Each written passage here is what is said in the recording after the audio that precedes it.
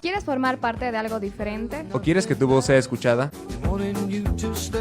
Bienvenidos a ECO, el podcast donde la opinión pública es la que manda. Exploraremos los temas más controversiales y debatibles de la sociedad actual. ECO es el espacio donde la opinión pública toma forma y se fortalece con el criterio de la comunidad y el análisis profundo de expertos. Escúchanos todos los martes, miércoles y jueves solo por Cuenca Radio Universitaria y síguenos en nuestras cuentas oficiales. ECO, el reflejo de tu voz. Les damos la bienvenida, querida audiencia, a una nueva edición del programa ECO. En esta edición nos acompaña la docente investigadora de la Facultad de Psicología de la Universidad de Cuenca, María Dolores Palacios, y a mi lado también Juan Martín, que me acompaña en esta edición. Sin más preámbulos, buenos días, doctora. Buenos días y muchísimas gracias por la invitación.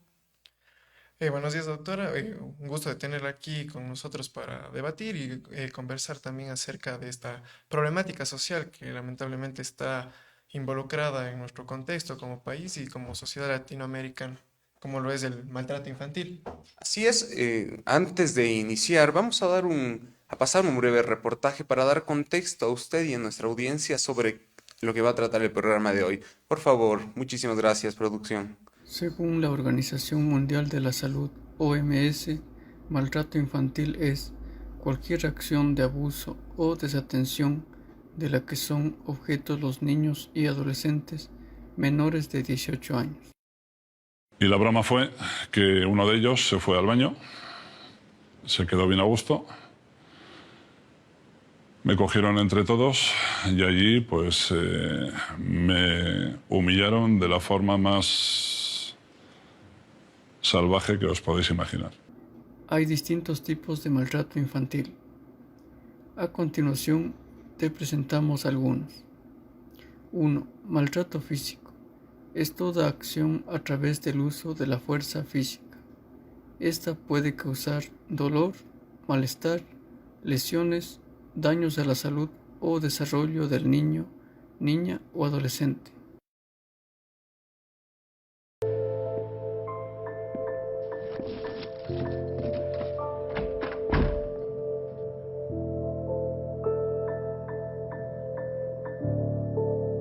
Hay niños que juegan a ser invisibles. 2. Maltrato psicológico.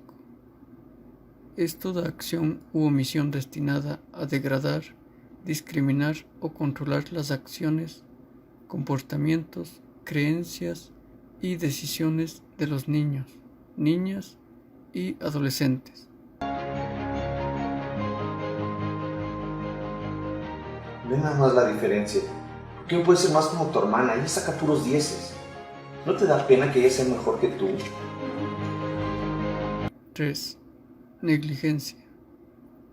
Son todas las situaciones en que padres, madres o cuidadores no son responsables en atender las necesidades básicas de los menores. Ya, ¿dejas de llorar? Dije, deja de llorar. Ya, o te doy razón para llorar. Mírate, estás sucia. El abuso infantil toma muchas formas. Quédate ahí hasta que regrese. 4. Violencia sexual. Se caracteriza por todo acto o comportamiento de índole sexual que es ejercido sobre un niño, niña o adolescente.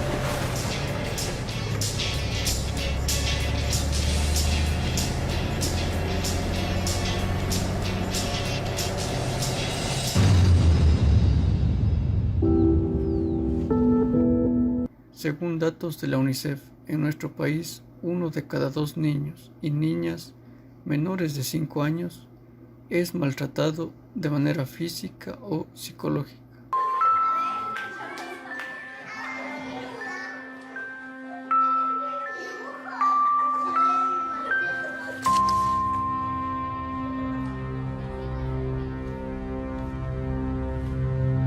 Además, en el 2023 hubo 770 homicidios contra niños, niñas y adolescentes. Estas cifras nos muestran un aumento de asesinatos contra niños de 0 a 4 años y también en adolescentes de 15 a 19 años.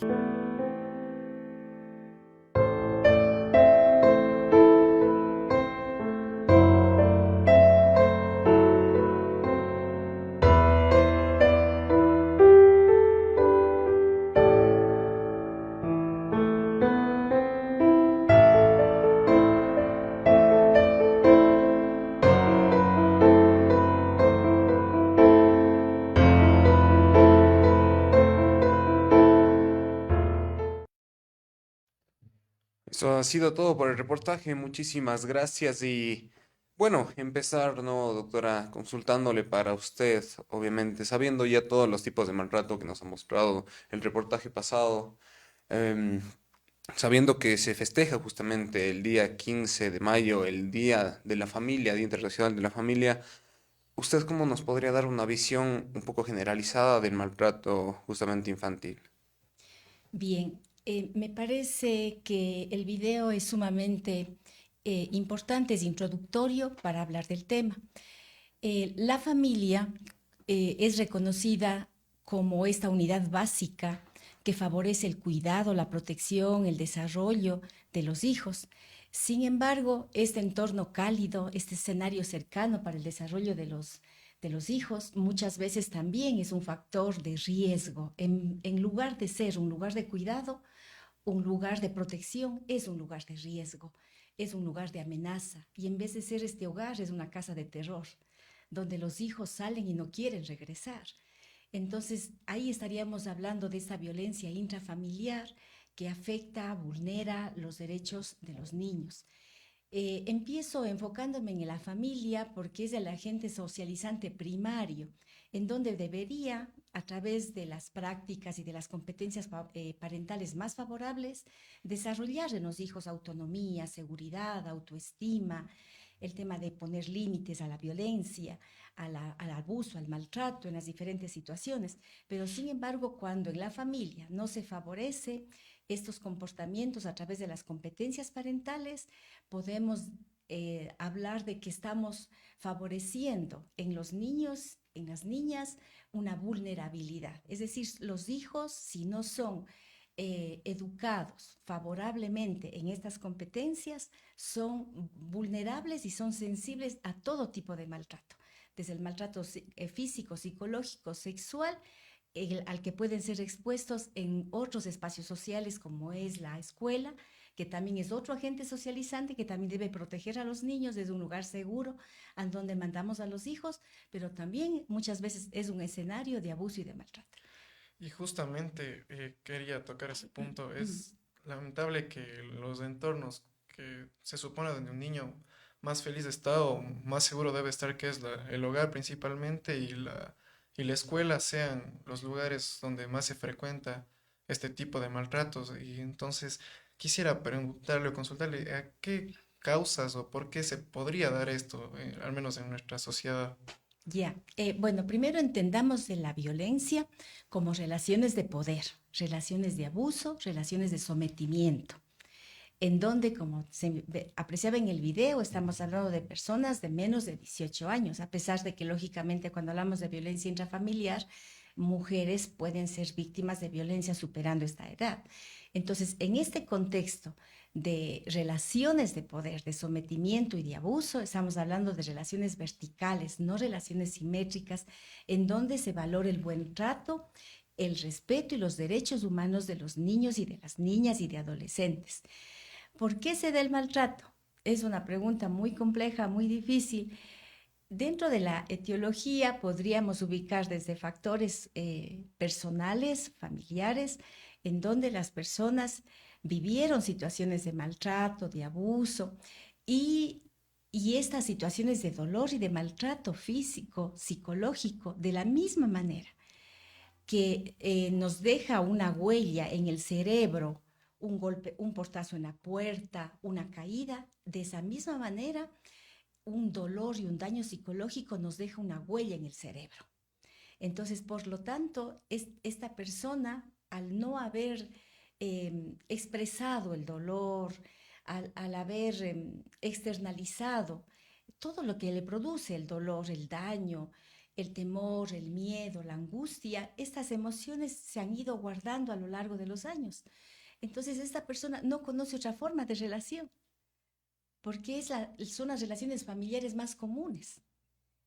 Entonces, de esa misma manera que recibió ese maltrato, esa violencia, también puede relacionarse de la misma manera en la que se relacionó. Los seres humanos y nuestro cerebro estaba muy familiarizado con las situaciones que le generan y le dan seguridad. Entonces, si en ese contexto esa persona vivió situaciones de inequidad, de sometimiento, esos patrones de comportamiento podrían volver a repetirse. Es un poco como que normalizar esta conducta que se sufrió, digamos, anteriormente esta persona. Entonces, como que cree que este maltrato físico está bien o que es la única solución para la educación de... En el ámbito de la violencia intrafamiliar, de la violencia contra la mujer, a las personas que estamos un poco profesionalmente o a las personas que no estamos dentro de esta vivencia, nos parece sorprendente cómo una mujer recibe maltrato, cómo no le pone un límite. Es fácil decirlo desde afuera, pero quien ha vivido desde adentro considera de que esas formas de trato y de relación en una pareja son de alguna manera normales y adecuadas a la relación. Me cela porque me quiere. Me llama muchas veces porque está pendiente de mí. Entonces, el trabajo de la educación, el enfoque preventivo es sumamente importante y creo que eventos como estos contribuyen a educarnos tempranamente. La violencia no es negociable, la violencia no se tolera de ningún tipo. En esas relaciones de poder y de sometimiento que habíamos definido la violencia, no es factible y no se acepta la violencia entre padres, hijos, docentes, estudiantes, en cualquiera de los niveles.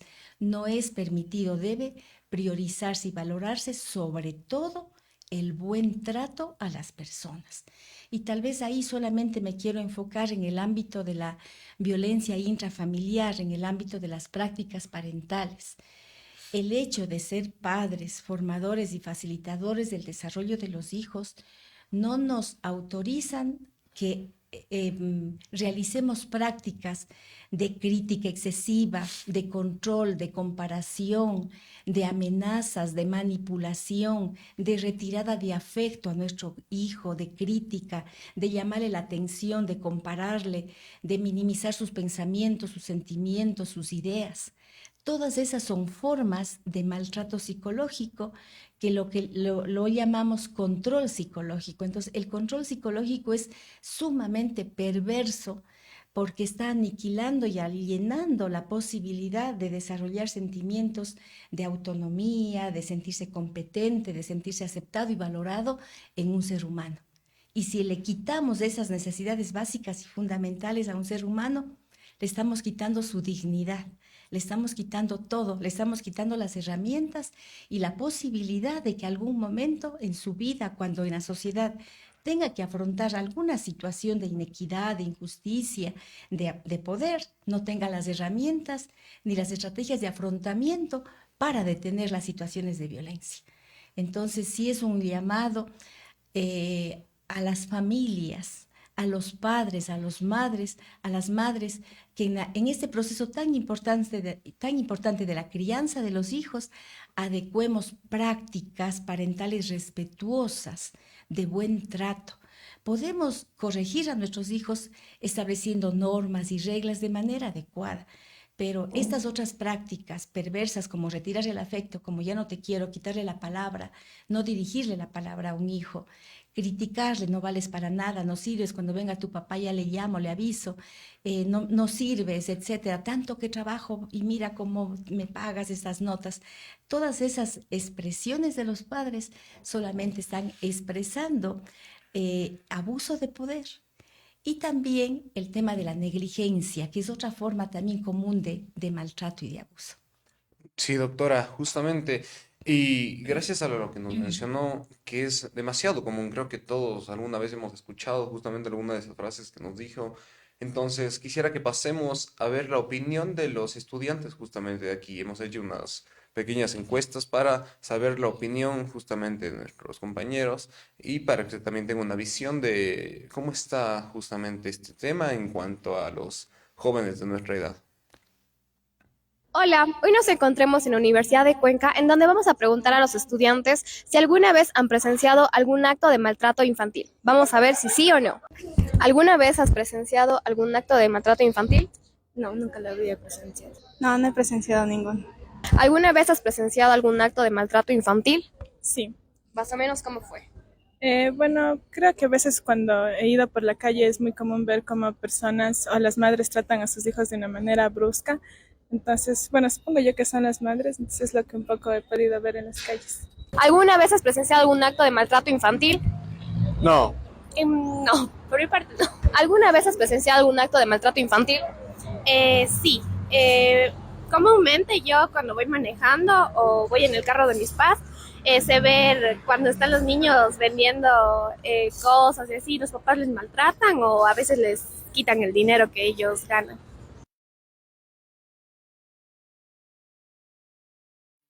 Después de esto, varios estudiantes nos dicen que no. Sin embargo, ¿usted cree que esta respuesta puede ser justamente por desconocimiento? Sí, al escucharles las respuestas de los estudiantes, por una parte se enfocan solamente al maltrato físico. Sí.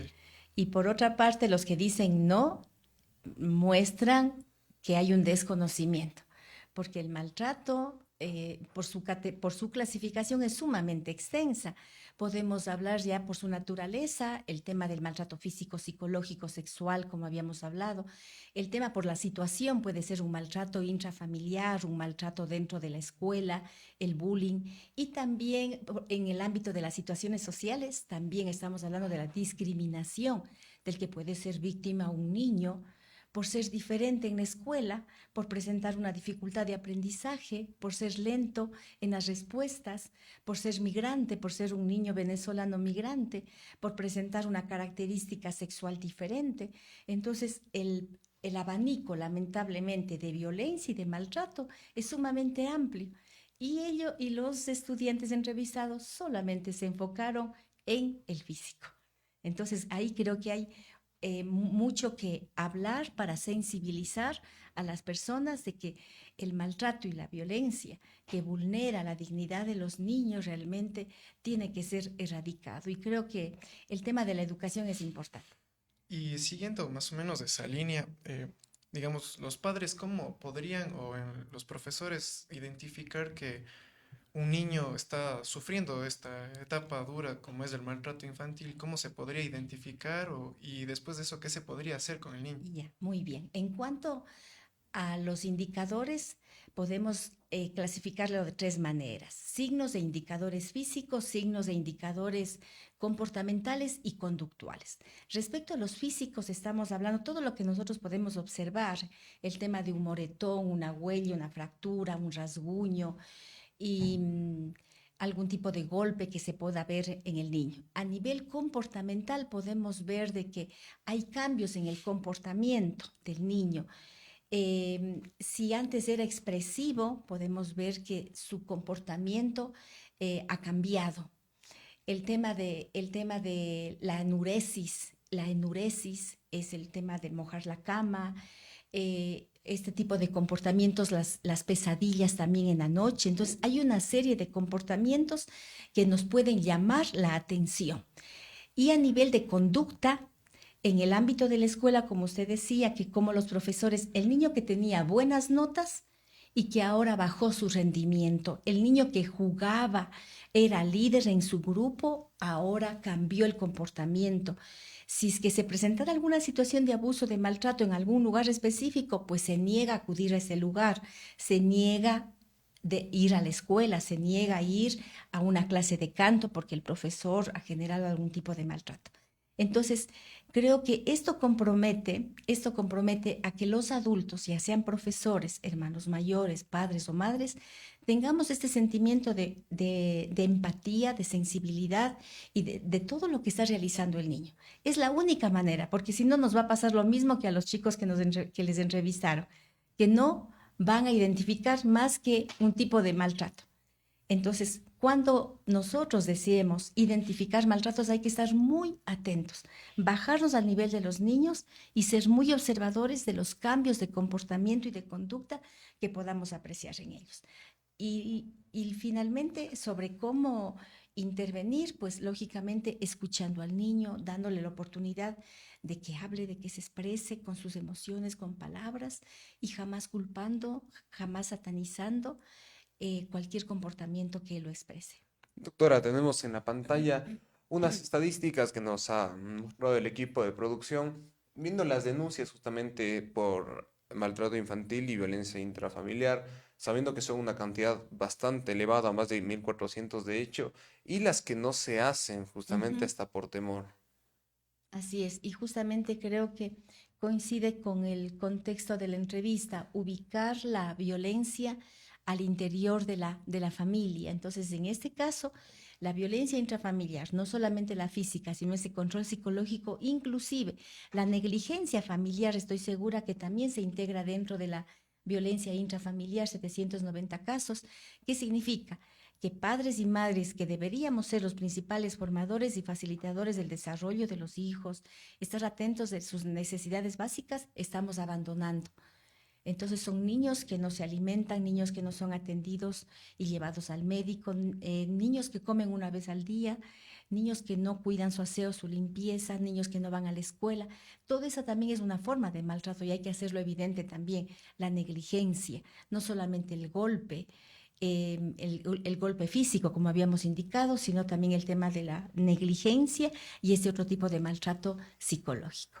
Doctora, y a futuro, ¿cuáles son las consecuencias más comunes y a su vez las más graves? Porque quisiera puntualizar en esto para que justamente padres y también porque obviamente jóvenes que estén en este proceso de crecimiento puedan entender la gravedad de este asunto, porque creo que se lo minimiza demasiado en principio. Tal vez enfocar la respuesta hacia dos partes antes de las consecuencias, el tema de la prevención, el enfoque educativo, el enfoque preventivo que podemos hacer. A mí me parece que eso es importante. A través de los programas de educación familiar con padres, con madres, a través de programas como este, donde se sensibiliza a la población en general, eso es sumamente importante, el programa de la prevención. Porque tampoco ser padre y madre es sencillo, no se sabe cómo poder establecer normas y reglas. Debemos considerar, a veces hay situaciones propias del padre, el tema de conciliación, trabajo, familia, situaciones estresantes, preocupaciones económicas. Entonces, al no manejar toda esta situación de violencia, al no poder autorregular muchas veces su comportamiento, se puede generar estos actos de violencia con los hijos. Entonces creo que hay que entender también esa etiología y trabajar de manera preventiva. Y a nivel de las consecuencias, el daño más grave es a nivel emocional y a nivel psicológico. Como yo les decía, es impresionante viendo en las imágenes neurocerebrales, imágenes del cerebro donde un daño emocional genera el mismo daño físico de un golpe. Entonces las personas guardan de por vida, cuando miran escenas de violencia y de maltrato, otra vez se activan estos centros cerebrales del dolor. Como trauma. Es un trauma, como usted lo indica, es un daño emocional, un daño psicológico que está tan unido a un daño físico. Entonces, ¿qué puede ser más dañino, más perverso que el daño emocional, que el daño psicológico que un ser humano va a guardar para toda la vida? Y eso va a afectar sus relaciones también, como padre, como madre, sus relaciones de afecto, sus relaciones con otras personas. Y muchas de las veces, bueno, por ahí un poco ya cerrando el programa, existen muchas ocasiones donde los niños presentan barreras por las cuales muchas veces callan este abuso, ya sea de docentes, de compañeros, de algún familiar cercano. Muchas veces ellos sienten esta amenaza y no hablan, no piden ayuda, y es creo que donde más se termina agravando esta situación. Volvemos otra vez a la familia. cuando la familia no ha sido este entorno cálido, protector, que favorezca que el hijo desarrolle estas competencias de autonomía, de comunicación y de diálogo, este niño no lo va a expresar. Las emociones también se comunican, pero cuando el entorno familiar es represivo y es controlador, estas emociones en vez de comunicarse se guardan. Cuando el niño llora y cuando la niña también tiene miedo y los padres utilizan estas frases culturales tan conocidas por todos, los niños no lloran, mi hijo valiente, o las mujercitas no se comportan de esta manera, porque vivimos en una sociedad androcéntrica en donde se privilegian estos valores definitivamente, y hay que ir cambiando y modificando. Entonces es ahí donde nosotros estamos callando al niño, a la niña, la posibilidad de comunicar. No es solamente decir, habla, dime qué te pasó. Pero si los padres no generamos preguntas, igual que ustedes son unos buenos entrevistadores, los padres también tienen que ser unos buenos entrevistadores con sus hijos para que comuniquen. ¿Cómo te fue en la escuela? Bien. ¿Qué es bien? ¿Cómo te sentiste? ¿Fuiste feliz hoy día en la escuela? ¿Jugaste? ¿Compartiste? ¿Qué sentiste? Entonces, la posibilidad de que los padres también seamos estos maravillosos periodistas y preguntemos a los hijos cómo se sintieron, qué dijeron, qué vieron, qué escucharon. Entonces, de esa manera nosotros estamos generando en los hijos estos patrones de comunicación que luego va a fluir y el niño va a tener la posibilidad también de comunicar cualquier situación de violencia, de maltrato que pueda vivir fuera de la casa. Muchísimas gracias, doctora, por su compañía el día de hoy. Espero que también haya quedado claro para nuestra audiencia que nos ha sintonizado el día de hoy, porque es un tema justamente que lo teníamos como muy importante a tratar y vaya que qué mejor compañía la suya y también con todo lo que nos ha manifestado el día de hoy, estoy seguro que puede generar mucha justamente comunidad, mucha... me parece, pensamiento en los padres y también en nosotros. ¿Por qué? Porque muchos somos hermanos, muchos también compartimos mucho con niños pequeños, entonces creo que eso ha sido todo por el día de hoy. Vuelvo a agradecer a usted, doctora, al equipo de producción, a Juan Martín, que me ha acompañado el día de hoy. Podemos dar por sentado el programa del día de hoy. Espero que nos sigan sintonizando en las próximas ediciones del programa ECO. Eso ha sido todo. Muchísimas gracias. Y esto fue todo por el episodio de hoy. ECO, el podcast donde la opinión pública es la que manda. Recuerda escucharnos todos los martes, miércoles y jueves de cada semana. Síguenos en nuestras cuentas oficiales para mantenerte al tanto de los acontecimientos coyunturales y controversiales del país. ECO, el reflejo de tu voz.